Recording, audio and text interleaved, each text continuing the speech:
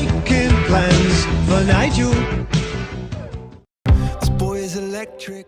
Well everyone, did I fool you yesterday? First of the month releasing a video that wasn't my end of month stats. No, probably not, but I thought it was a bit of an extra. It's something I've been thinking about for about a week now. The last video about how much export credit we've had. It just surprises me how good these systems are when they work really well. This morning, Sunday morning, there's a bit of a nip to the ear. My hands are freezing cold from just letting cracker outside, so the air conditioning heating has been turned on. Yeah, winter's really here, isn't it? This is November, this is where the stats start to change. But what happened in October? That's what I want to discuss today. Well, estimations and guesses about how much solar we've had, well, that's been a complete failure really, hasn't it? This month, October, I estimated we would be generating 673 kilowatt hours, and we generated 552. Actually, the second worst solar October we've had. So my conclusion from this is I'm not going to do it anymore. I'm not going to guess what's going on with solar for November and December because I just completely haven't got a clue. It's weather. And if I look at the weather app, it doesn't really give me a clue other than average temperatures. So there really is no way of being totally accurate. The benefit though, the benefit of having done the guesses for a couple of months is that I have realised that I am extremely accurate within 1% of the different array variations. Now I guess that's because they're fixed. The main solar array, which is what I base everything on, the 3.9 kilowatts on my main roof facing south, slightly eastish, will always compare quite closely to the solar edge array that is installed directly above it on a south, slightly east facing roof.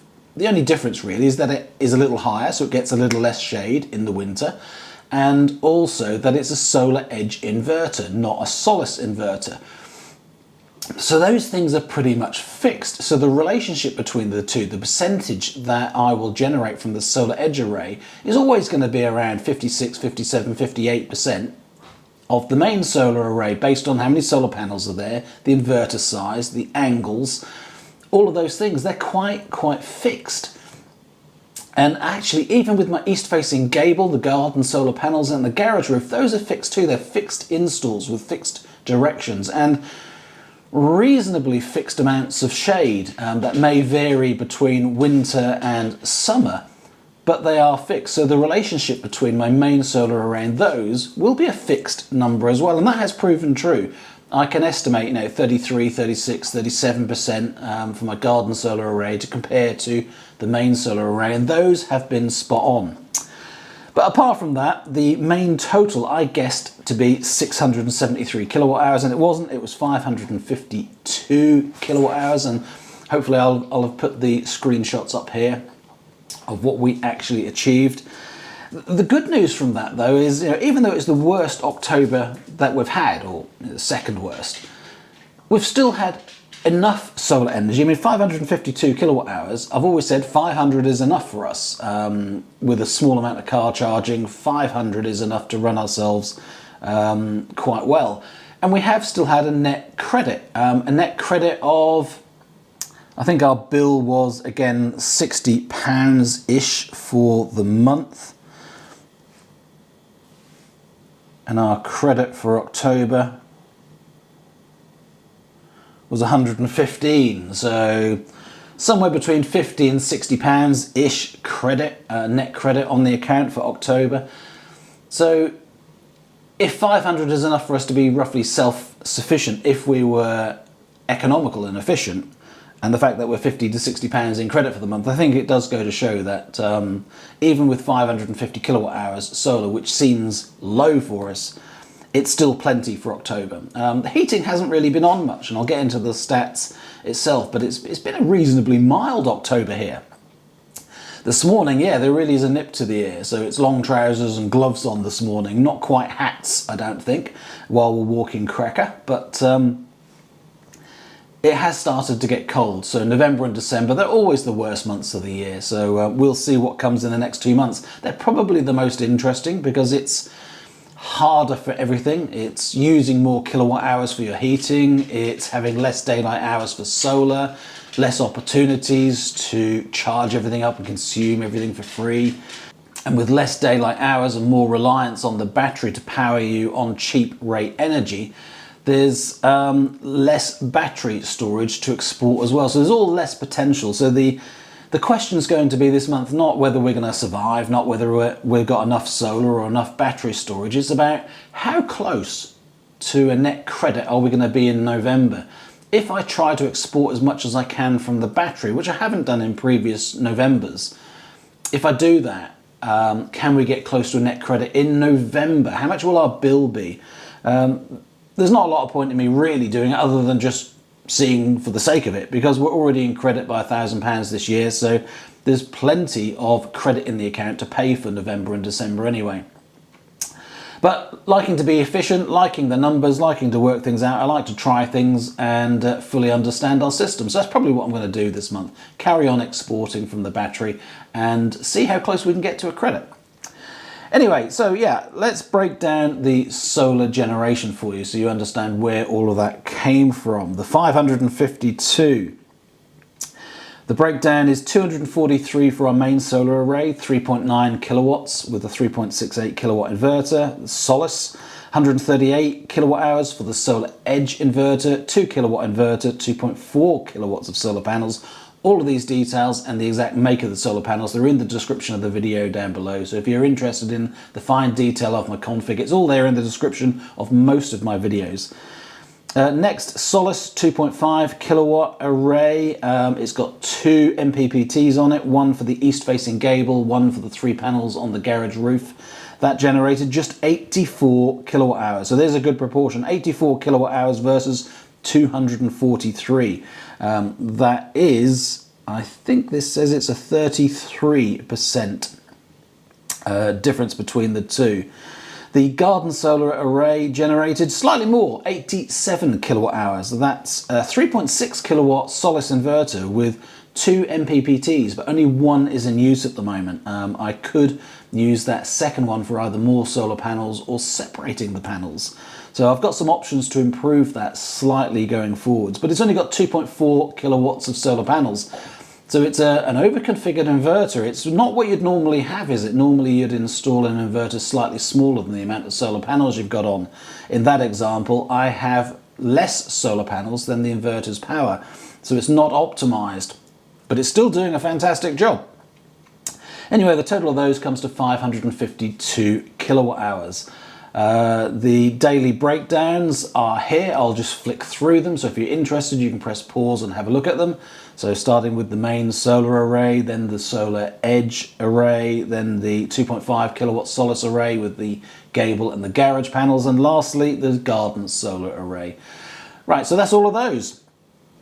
Moving on then, what did we use with energy-wise? How did we get on? What was different? So let's have a look at energy consumption now as well. Import from the grid from Octopus Energy, 621 kilowatt hours, all at cheap rate, 7 pence a kilowatt hour. Very right hand side of this graph, that's where the 621 shows up for October. Consistent, it's right in the ballpark for where it should be. Late 2023, 2024, 2025, all around the same level.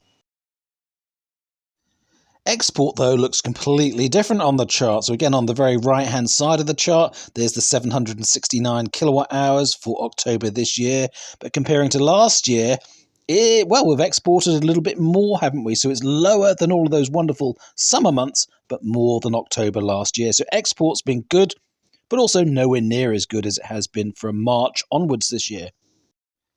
The My Energy chart shows it nice and pictorially that most days in October we've been exporting very healthily. Some days have peaked with a lot more sun, some days we've just exported a standard amount from the battery. Consumption then as to what we've used the energy on. Well, it looks quite low, doesn't it? Eddy, according to this chart, 49 kilowatt hours. Zappy, just 88 kilowatt hours. We really haven't done a lot of miles this month in October. Susan jetted across to New York for a week or so. So that's part of the reason why energy use has been low. I'm economical. I don't use a lot of energy. It's Susan that turns all the kitchen things on. And 662.4 kilowatt hours general home use, including battery charging. In more detail then, consumption starting at the top, the biggest users, Zappi, 85.54 kilowatt hours from the grid. Again, 7 pence a kilowatt hour. That's how we charge our electric car. Solar, 10 kilowatt hours apparently. So we have used some solar Zappi charging. I think we had a friend around and we charged her car. Kitchen sockets, 57.11 kilowatt hours. The Eddy from the grid, 48.67 kilowatt hours. The TV, 19.57. All quite standard. Main induction hob, the only other thing that we measure in the kitchen. That looks standard as well. Toshiba air conditioning, just 13.8 kilowatt hours for air conditioning. Well, heating this time round. Internet hub usage, 13 kilowatt hours, all standard. This is looking very, very standard. Solar heating, the Eddy, that's within the last one, just 12 kilowatt hours. We've covered the Zappi already. Mixergy, yeah, I did one cleanse, and this 9.6 is an over-exaggeration. We haven't used that. Here's some heating, 8.4 kilowatt hours in the ensuite. 2 kilowatt hours for laundry. Dehumidifying, because it's too damp outside to dry our laundry on the washing line. Dehumidifier, 1.53 kilowatt hours. Yes, that midpoint between not needing the heating on in the bedroom, but it's still going to get cold and damp in the room. So dehumidifier was on for 1.5 kilowatt hours. Bathroom, 0.52 kilowatt hours. I actually turned that on by mistake. Cloakroom infrared, testing how it's going to work this year, 0.49. The Yuka lawnmower, 0.35. And the cloakroom, 0.26. So they're only just coming on. Our bathrooms, our wet rooms are only just starting to come on now regularly. I'm going to expect that more in November and December as soon as it gets colder. So all of those numbers in summary, what does that mean to me? It means things that are standard, like the TV and the internet hubs, etc., they really are standard and they're the same numbers. But generally, the things that are changed there, the amount of heating, the amount of cooking, the amount of kitchen sockets, all of those things look lower than they have been for quite a while. So this was a very economical month. Which is nice and handy because we've had less solar, but we've still coped really, really well and exported a decent amount. Sometimes with these videos, I wonder what I would do differently if I was to start again. But sometimes I also think about which was the best investment, which was the best item I've installed. And now that it's November, I guess the solar side and the battery side are less in my mind because they're just there and they exist and they get on with it and they provide the value, they provide the cost savings that are involved with these things. But the air-to-air heating system is one of the favourites of what I've installed because it was, I think, quite cheap. £5,000 is what we paid for our heating system to be reinstalled. Graham did a fantastic job for us, and I do put his details, his company, in the description of the video because he is a great installer. I know he's helped quite a few other viewers out there install their systems. But the air-to-air heating for 3 units, yes, it's a compromise because it doesn't heat our bathrooms. We haven't installed air conditioning in every single room of the house. So we've got some rooms that don't have heating in at all, that the heat just flows into, like this kitchen. The kitchen door is open at the moment. The heating from the hall is coming through. I'm not cold in there at all. So there is no physical heating in the kitchen at all. And that does work well. So it's a slight compromise to those people that have a wet radiator system and they use all of the radiators in every single room and they're used to that. But the 3 units we have for the air conditioning, it's so instantaneous that when you turn it on, you know, within a minute or two, you've got warm air coming from it. And if you want it faster into the rooms, you can turn the fan speed up and get that heat through to the rooms faster. If you want it slower, you can have it in eco mode and the fan speed right down. You don't really notice they're on. It's also filtered air, so all the dust is being filtered as well. And there's also one of these, what do they call it? You know, blue light type filters as well. So the air is even more pure as well. So there is a better feeling to the air in the house and the warmth. It's so much better than when we had an oil boiler with radiators where it'd creak and click and smell of oil around the back of the house and be very slow to get going as well. Having to wait for the pump to pump the hot water around the radiators. So one room would get warm and one would take ages to get there. So the heating system, I think, is probably one of the best joys that I've had. And the biggest surprise out of all of these systems is probably the hot water tank, the Mixergy hot water tank. We needed to make a change anyway because our immersion was broken, and I don't know how much that would have cost to fix and what the issues were with it. And it was a very old tank full of limescale anyway. So some of the cost of changing that, and I think it was about £2,000 we spent changing that. Some of it was needed anyway. Some of it was an extravagance because it's a slightly more expensive tank being Wi-Fi connected. But that's the biggest surprise, because it has been a change to how we use hot water and how we experience hot water. The change from thinking, how hot is the hot water? You know, have you run some off the tank and therefore it's only lukewarm now? Now that it's digital and online and programmed and able to reboost very quickly with very little energy, it's just changed things that we always have hot water. So even that hot water tank at just £2,000 change has been a small change to the home, but it's had a big impact on hot water. We now take it for granted, but looking back as to how it was, I don't think I could be without that more instantaneous heating system for our hot water, and how efficient it is as well. If we went with a wet radiator heating system for the heat pump, and we had a heat pump heating our hot water too, then probably we could save a little bit more energy. But those heat pump based systems typically have the immersion that's in it, the coil at the bottom of the tank. So for a site like ours, which has very, very hard water, those coils actually aren't recommended because they'll clog up very, very quickly. So the traditional heating coils in the bottom of the hot water tanks and heat pump systems probably wouldn't work very well here anyway. So I think I've made a very wise decision going with the Mixergy system, where the heating element is actually at the top of the tank, which is the right way to go. Now I know there are all sorts of hot water tank options and you could do all sorts of other things, but the stratification that the Mixergy system does on how it sprays the cold water from the bottom onto the top, and that's how it works, and keeps the separation between the hot and cold sections of water. It is extremely effective, and I like it a lot. I like the control of it, and I've liked moving away from something where you just have to turn the tap and see, is it hot or is it not? And you know, all you've got is a boost button in the hallway on the main control to boost your boiler another half an hour. It just seems so old, so antiquated. So yeah, reviewing all of the different things that we've got, you know, I take the solar and batteries for granted, but they're the value, they're the money. The feel-good factors is definitely in changing the heating and the hot water systems. And I can't forget the electric cars, but that just seems so long that I've been electric now with electric cars. Yeah, I couldn't go back to petrol and diesel. They just feel so old. You know, if I had to drive one, I'd have to drive one. It's not as if I've forgotten how to drive a manual car or an automatic diesel. And I could still go to a petrol station and put up with the queues and the smell and all of those things, but electric cars are just more modern. They're just smoother, faster, better to drive, you know, more economical. Having a car that's got fuel in it every single day from being charged overnight and never having to visit a petrol station is just a joy. So it would just be annoying and seem like I'm driving a dinosaur of a car to go back to petrol and diesel. And I think that's the big thing with going electric, isn't it? You change your mind and your view about everything. Your view about being green changes. It's not necessarily about the CO2.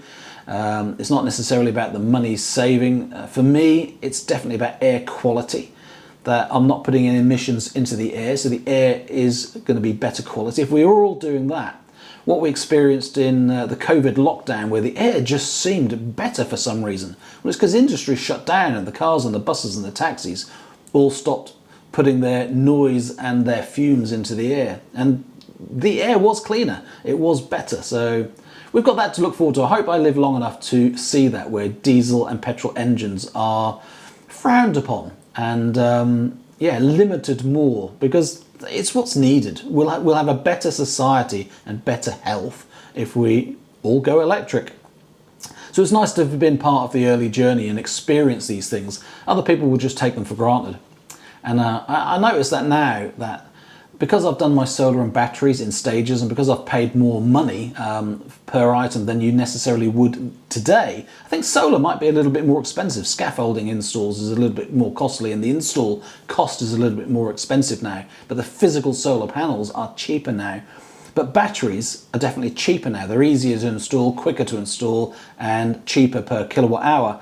So yeah, I see people installing now and they can afford to put the solar and batteries all in one go, where for me it seemed as though I couldn't afford it all in one go and I had to do it in pieces. So it is very interesting looking back and seeing what I think of all the different components I've got and what's different. And I think that's going to be experienced some more, because if you remember in one of my recent videos, was it last month's energy update, I updated you that there's a project coming. Well, yeah, there is. I have now got it confirmed. We've signed up the contracts. We are going to be installing some more solar and more battery. But the details of that I'm going to do in a separate series of videos. So yeah, I'm going to tease you now that there's another big project coming where we're going to install some more solar and some more battery. But it's going to be from a different perspective and a different cost point as well to what I've installed previously. So it's going to be a nice contrast to look at this new install that's coming versus the install that I've done before. So keep watching. There's going to be a series of videos starting right from the beginning, as if we're a new install, about what we're doing, how we're doing it, and who we're doing it with. So more of that to come in videos to come, but that should be almost any day now, any week, before I can start to do some filming and start to get some content out to you. So that will come quite quickly, definitely before the end of the year. Thank you so much for watching. Hope you enjoyed this video and all the stats that go with it. Let me know in the comments below how you've got on in October, and I'd love to hear from those people that have just got installs or expanded their installs or just gone with their hot water heating systems, etc. So let me know what you've been doing on going green, going electric, and how you're getting on with it. It's just the right way to go, isn't it? It's just so much better. Those that are doing it, those that are experiencing it, know it for sure. And those that are thinking about it, you know, they're still in doubt. They just need that little nudge before they get the joy of having gone electric themselves. And of course, you've got the famous ones who, yeah, just won't listen, won't learn, and will be the last ones to convert. And they'll be happy because they'll be moaning away that it's all costing too much and it's all our fault and they've been subsidising us for years. Well, good luck to them, I guess. You can't lead a horse to water and make it drink at the same time, can you? Thank you so much for watching. Take care. See you again soon for more videos. Yes, definitely more related energy, solar, battery, EV videos to come. Bye for now.